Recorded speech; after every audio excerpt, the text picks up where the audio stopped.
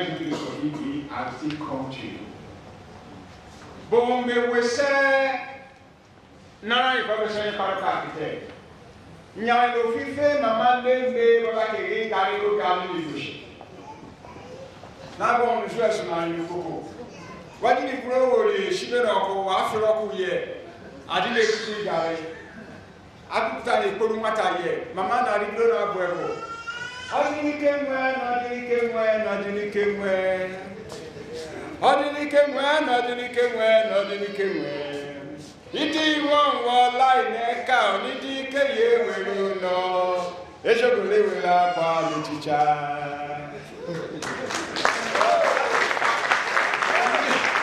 ijo le ke sonu bu abuke no ono mutawari ko na ya anu ona sonu bu a be ni lolu odiri ke wa na di kuna no diri ke wa no mo no odiri ke wa na diri ke wa na diri ke wa iti wala neka iti ke yeru no ejo kwele wela kwa di chicha na fresh mama me ke mama utofe iti ke yeru no iti wala neka ero ko ni watana chairman no iti yebewo na ya ma kwele gane ero gbe mi ti ni me ko se se no no mata before that sang energy you will make it. And on this note of what I want to call our President General to come and give us his goodwill address to this wonderful Abuja chapter.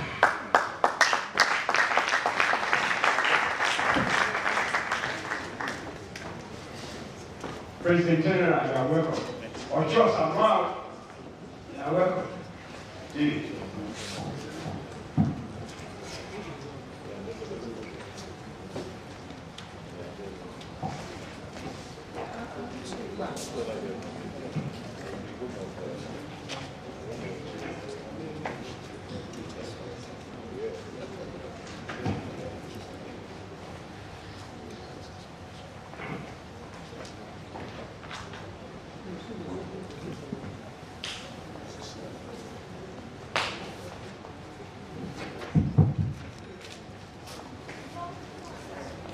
The chairman of today's occasion, my dear brother, His Excellency Mike, I want to welcome. I know that it's been very traumatic. You've been in Lagos Airport for this long, but I thank God that God's ways are not our ways. But you are here today, we're giving you glory. Let me recognize the member representing Ndokwa constituency in the Green Chamber, Right Honorable Osogbe Enebeli. I want to welcome you specially. I'm doing it because since I became President General 4 years ago, you have been consistently consistent.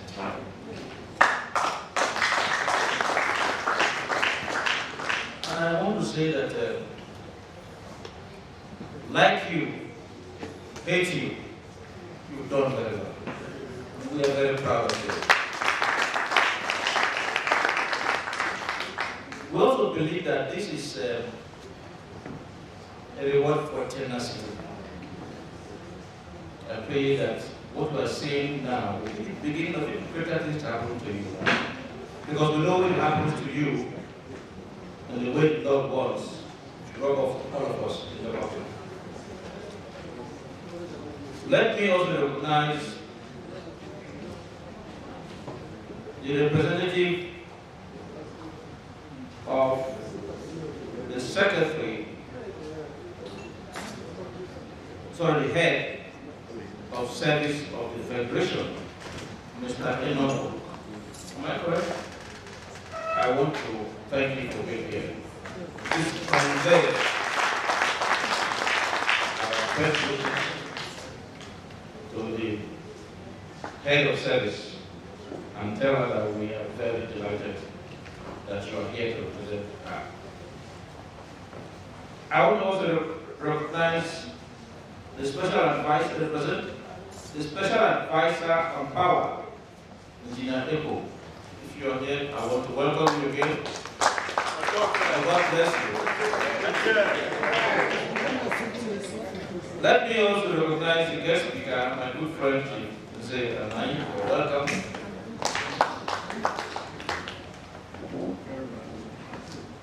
I will not fail to recognize a woman that I have great respect for, who were together in those good days in the national conference.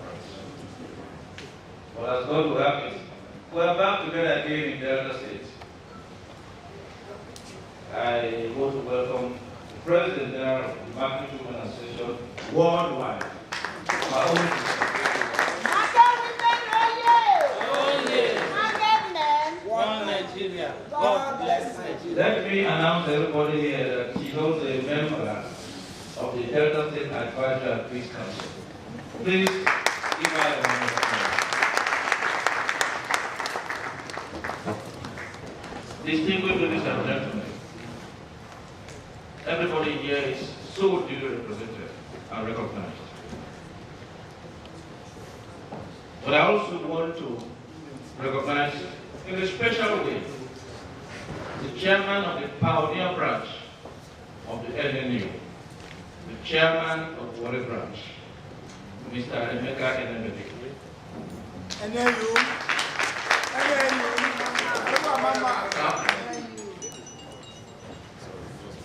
Distinguished ladies and gentlemen, if you look at your program, my own was supposed to be item number 5. But Chairman permit me to merge actual item number 5 with item number 8. Item number 5 with item number 8.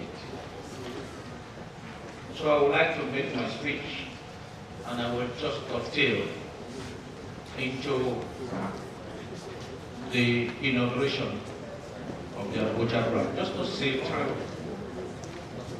As I raise my face, I also want to recognize the presence of Chief Sam Osasa. I can see you from where I'm sitting. If I'm correct, please take a bow.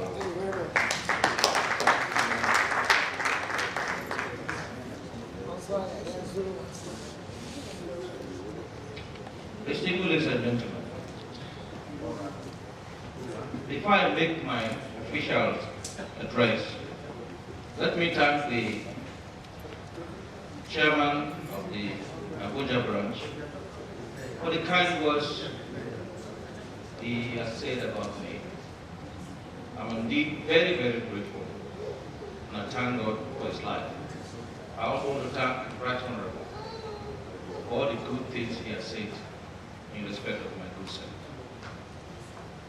Now, my speech. I welcome you all to this historic event of the inauguration of the Abuja branch of the NNU, taking place in the prestigious Rockview Hotel in the nation's capital. Today is indeed one of the happiest days of my life as we fulfill a dream that started almost 3 years ago. As part of our efforts at deepening the participation of the largest segment of our people in the affairs of NNU, my executive reviewed the constitution handed over to me by my predecessor in office. One of the major innovations of the new constitution is the establishment of branches in all parts of Nigeria and in the diaspora. We reason that for the NNU to be an apex body of our nationality, there must be a base. When you talk about an apex body, there must be a base. And that base is constituted by branches, clans, what have you. The branches, apart from creating awareness for our nationality, both nationally and internationally, will also provide human and material support for their export. In other institutions that belong, usually branches are the breeding grounds for the leaders of tomorrow. I envisage that that same practice will come to place once we're able to get branches that are functional. In this regard, let me also thank Right Honorable for suggesting that we do launch other branches in Port Harcourt and Rockview. I can't but agree with you that there is a need for us to establish branches of the NNU in key towns, Lagos, Port Harcourt, Asaba, and other cities of note in Nigeria. However, you know that my days in office are getting very close, and I do hope that in my handover notes, I will have to let my successor know the need to do what you have just said. The journey to today's event has been long and eventful. The idea of the functional branch of NNU started from my early days in office as President General. Realizing the strategic importance of Abuja as a seat of power in Nigeria, and a place where the movers and shakers of Africa's largest economy reside, I decided to form a mutually beneficial collaboration with one, the organized Ndokwa effort, under the leadership of Mr. Osogbe. This collaboration was instrumental to the achievement of what I termed the amnesty feat in 2013. That was the time we all put our heads together and joined forces, including Right Honorable, to pull through a landmark scholarship of about 20 Ndokwa youths for overseas training, for masters outside of the country. Each of those scholarships cost over £60,000. In one of the cases, it's about 100,000 who was reading medicine. If you compute that by 20, you're talking about almost 1.2 billion. Sorry, my math has failed me, but I think that's quite a big sum of money. And so I want to thank all those who made that possible. I want to say that because there were very few, it was difficult to go around everybody. But I want to let you know that we did all we could to cover all grounds necessary. During my 4 months stay in Abuja for the national conference, great efforts were made geared towards the formalization of the branch, with the establishment of an interim executive not before I concluded my national assignment. A resurgence of the efforts to establish an NNU branch started a few months ago, fueled by the recent formation of the Ndokwa Development Union branch in Abuja, and probably the need to ensure that NNU best Abuja before I leave office. Let me at this juncture put on record the profound contribution of Royal Majesty Akko, who is unavoidably absent. His Royal Majesty has been very, very instrumental in all we have done. We have turned this house into what we now call the Abuja, the Ndokwa house. And I want you to put your hands together for him. Let me put on record the profound contribution of Royal Majesty Akko towards the realization of our dream of establishing the Abuja branch of the NNU. Special gratitude also go to Mrs. Osogbe Enebeli, Right Honorable Osai and Osai, and a host of others, too numerous to mention here today. I am overwhelmed with joy that at last the Abuja branch is being inaugurated during my tenure as President General. second branch 2 after the white rush. Now what is expected of you as a branch? As a branch, you are expected to work with the national body to actualize the aims and objectives of the enemy as contained in Article 3 of the Constitution of the enemy. We may wish to operate the bylaw of the road. However, I wish to emphasize that the enemy constitution is supreme, and no provision of the bylaws shall run counter to the spirit and tenets of the enemy constitution. I urge the executive to work closely together. Every member must know his role, show understanding, embrace love, and avoid jealousy. After all, it's all about service. I would therefore not hesitate to recommend to you Rotary's 4-way test of the things we think, say, or do in the management of interactions with one another. Permit me to quote now what the Rotary 4-way test states. It asks 3-4 questions in your interactions with people. Is it the truth? Is it fair to all concerned? Will it build goodwill and better friendships? Will it be beneficial to all concerned? If you apply whatever you have to do among yourselves across these 4 points and it fits the bill, then you're sure you'll win the right thing.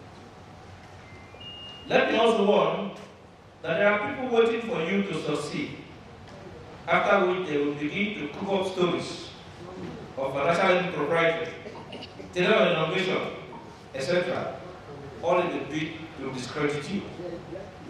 But like they say, if you don't want heat, don't be in the kitchen. Every leader was prepared to be criticized. And like they say, if you are not criticized, then you are not working. But I know that no criticism is better than one that is constructive. Permit me, distinguished ladies and gentlemen, to seize the opportunity of this inauguration to make a little comment on the impasse between my ex-group and the false allegations leveled against me in the social media. Many have wondered why I have not responded to the barrage of attacks on my person on Ndokwa town hall website until now. My reasons are as follows. 1. I have made an official defense of all allegations made against me at a large meeting of the Inauguration Development Union in Lagos, which included personalities like General Enebeli, retired, and chaired by the its president, Captain Francis Adoni, held on Sunday, 29 August this year. The meeting subsequently gave me a clean bill of health and reaffirmed confidence in my leadership. 2. The Ndokwa Town Hall is not the constitutional medium of communication by the enemy to the good people of Ndokwa land. The official or constitutional media are as follows. A. Through and within the executive. B. Through the enemy advisory assembly. C. Through recognized bodies like the NDU, UFU, clans, and statutory committees. D. Through the instrumentality of the annual general meeting. Those are the places where people can make claims, make cases, and then your President General will be put on the spot for him to respond. I believe it's infradig for the responsible president of a responsible people, like the Ndokwa people, to begin to wash whatever living, whether it's clean or dirty, under the way. 3. Most, if not all, the allegations were made conclusively through third parties. The persons that made the allegations were both judge and jury in their affirmation. There was therefore no need to dignify them with a response, because they failed the time-tested injunction of fair hearing. and the assertion that the person is pronounced to be innocent until proven otherwise. 4. No person occupying the exalted position of the President General will respond to unfounded allegations from any and every member, and I quote member, of this organization in an open way, whose membership cannot be said to be a true representation of this organization. Where necessary, there are other members within the ESCO whose responsibilities are to respond appropriately. 5th, I want to state categorically here my honor to President General and my honor as a Catholic that there is no iota of truth in those allegations. They are a figment of imagination of my producers and their collaborators, who are determined by hook or by crook to destroy our genuine and selfless efforts as to position our nationality for the good of our neglected people.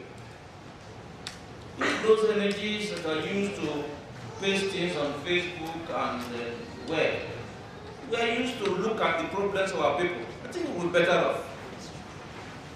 Ndokwa must learn to love themselves. We must learn to respect leadership. Now, if you say your backyard is a dustbin, people will begin to put trash there. But if you say your backyard, even if the dustbin say, that is where I take salad, nobody will do that. We must learn to feel good about our people. Right Honorable is here today. Those who are leading the house today are not better than Right Honorable. But because their people continue to say they are good and they are in the right place at the right time, they are where they are. My prayer for you, Right Honorable, is that one day you will aspire to greater positions, even to speakership. We will be proud to see you there and we will support you.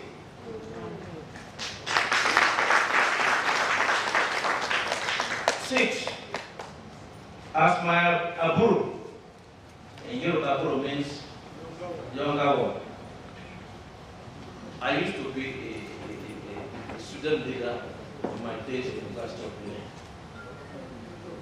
And at that time, when we take decisions, those decisions were final. I rose to become president of the alumni association. Incidentally, Dr. Fashola is an alumnus of my university. So as my Aburu, former governor, Dr. Fashola said, in similar circumstances recently, and I quote, when you wrestle with the pig gets happy, and you get tested. For those who wish to remain in the mud, they should look at the mirror. For those who wish to throw mud at me, they should look at their own hands. As for me, I have moved on. My job is done.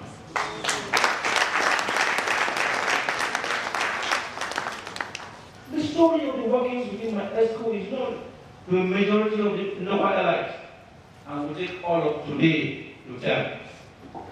Since there's so much literature on this issue in the social media, and since I do not intend to turn this otherwise joyous occasion into a dirge, I wish to refer you to only 3 authors who were courageous enough to rise up to my defense. The first is the MC of today's program, respected Engineer Tony Emba, in his response titled The Penalty of Leadership, published on 19th August this year on the Ndokwa Town Hall website. The second is the response of Mr. Eden Sekwe in Ndokwa Town Hall website titled Allegations Against the Enemy President General, and it asks, in whose interest? 14th September 2015. While the third is by Mr. Sylvester Okolu Otutu, captioned Enemy Fiduciary Misappropriations and Optimum Fingering Service, published 29 October 2015. I know that the reason for all the submissions these past 3 months is a struggle for the soul of the enemy in the face of elections into executive committee by the end of December 2015. I am very happy that they struggled for a position that nobody wanted to come into before I came into office. It's a good thing for people to struggle. But you don't destroy people to struggle to get to positions. And so I want to urge you here, Ndokwa people, I've tried not to go deep into it because I know there are other people who are not Ndokwa people here. But I felt that since I'm here, it's only fair that you hear part of my own story. I'm sorry if I bore you throughout this, but I felt it was important for me to state a few of my viewpoints. Nevertheless, despite all these distractions, we are by God's grace able to make giant strides over the last 4 years, some of which I humbly wish to enumerate. 1. Before we came to office, our dear enemy was not incorporated. So sad that we were running a body that had no local standard to do what he was doing. And with the grace of, again, the good people of Abuja, people like Osogbe, if you have get up for standing, rise up for recognition, Osogbe, Rodney, Odilio, are you here? Take a bow. We were able to put together and ensure the incorporation of the enemy.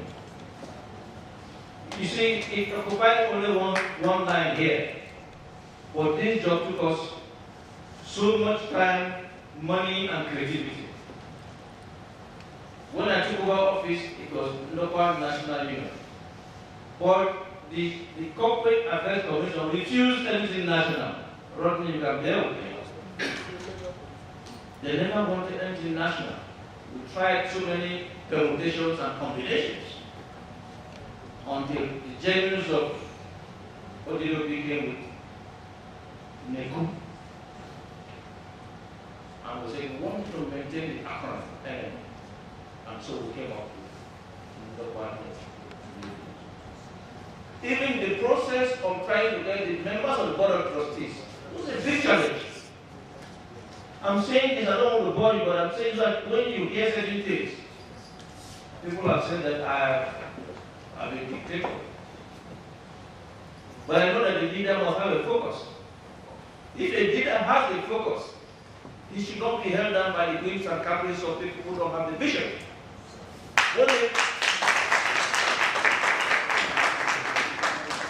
When a leader achieves goals because he and his team are on the same page on the road, it's called a vision.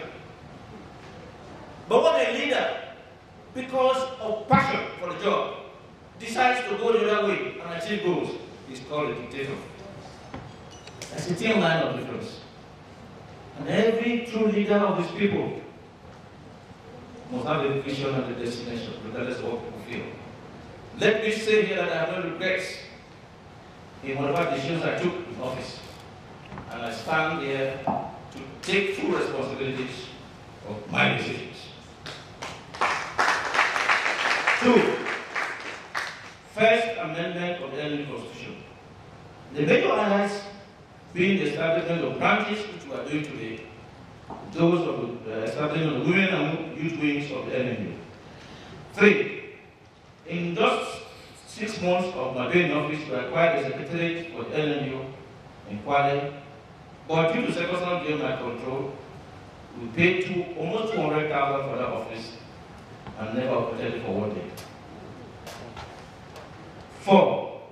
We organized a successful General Assembly in April 2012. Some were being distributed. I think the Rockview has been distributed across the line. A biennial General Assembly and launched an audacious NMU Secretariat in 2013. and then did 3 heavily subscribed town hall meetings within 2014. These are no mean feats. The launch of the NME Secretariat Town Hall was so heavily subscribed and attended by people of Ndokwa, and they were proud to be there. Some of you must have the Rockview film. Then the issues about town hall meetings, each of the town hall meetings that I conducted set me back by about 1.5 billion each. Set me back. 5. Mediated in several inter-clan disputes as well as disputes within the Federation of Ndokwa students and Ndokwa youths generally. 6. Obtained, which I talked about, the scholarship issues which I dealt with. 7. In the build-up to the 2015 government elections, the NME visited all nationalities in Delta State to draw support for the government of Ndokwa extraction. This again has taken just 2 lines, but it was the most audacious event that we did. To go around the whole of Delta to visit clan by clan, and even again as far as Abuja here to see Parike Clark, Dr. Gomudia, all in a bid to ensure that our people get to the more position of governor of Delta State. I dare say that although we did not achieve it, but we made a statement that never again shall any governor of Delta State take Ndokwa for granted. Never. We must stand for our nationality. 8. In another unprecedented achievement at the governorship, all the governorship aspirants of the 3 major political parties, the APC, the PDP, and the Neku, respectively, visited Ndokwa people at home to sell their programs and solicit for support. It has never happened. It happened in 1 week. All of them came home to solicit for our support. And we stood our ground. 9. The NME president attended the 2014 national conference, which held last year. And I was there representing the whole of the Southside minorities, which includes the Jaw, the Soko, and wonderful. Mama was there with me, and we had very great times together. May you be blessed. Take a bow. 10.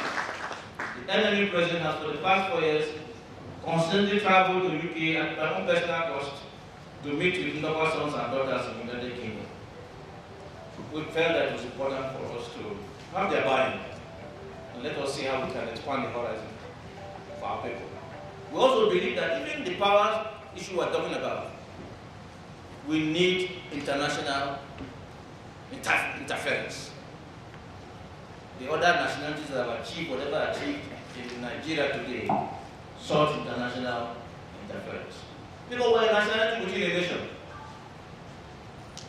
And we needed, and we still think there's a need for us to continue to dialogue with our brothers and sisters outside the shores of this country for the benefit of our people. 11. In recognition of what government and state failed to have done, we are today a proud owner of a Mitsubishi bus donated by the Delegate. That bus is brand new. It's parked somewhere in my office, my home. 12. The NNU has reserved the sum of 5 million naira for the commencement of the building that will be known as the NNU Country Club and Secretariat. When I came into office, there was no bank account, there was no money, there was nothing. By sheer dint of hard work, by sheer commitment and financial dexterity, we, against all odds, I have today the sum of 5 million tucked into accounts. I have thought, and I still believe and I pray to God, that I'm able to, just the way the Christians, Catholic Church and all those things build their buildings, I'll be able to put this 5 million to use before I leave office in the 1 day's time. I pray something to God that that can be possible. 13. The enemy now has 2 branches, thanks to Abuja branch. Let all Abuja branch members rise for recognition and take it on with you. Please give me a hand. You have made me proud. You have made me proud. May God bless you. Okay, the enemy has put in place an intelligent human wing headed by the Dean of the Faculty of Arts of Delft, Professor Mrs. Grace Ugu. And the NMU building, it was also formed about the same time, has since been dissolved. I don't want to go into the details. What you see as a leader, you wake up, you saw. 15. In another landmark event, the NMU sanctioned some of our elected politicians for actions that will proceed to be inimical to the progress of the Ndokwa. All parties have seen reconciled in the spirit of brotherhood. Let me at this juncture recognize Right Honorable Osogbe Enebeli for your humility.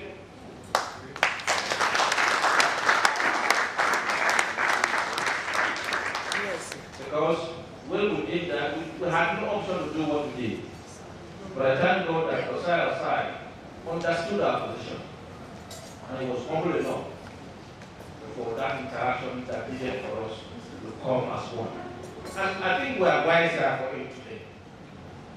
And we believe that this kind of thing will not happen by us. Again, thank you.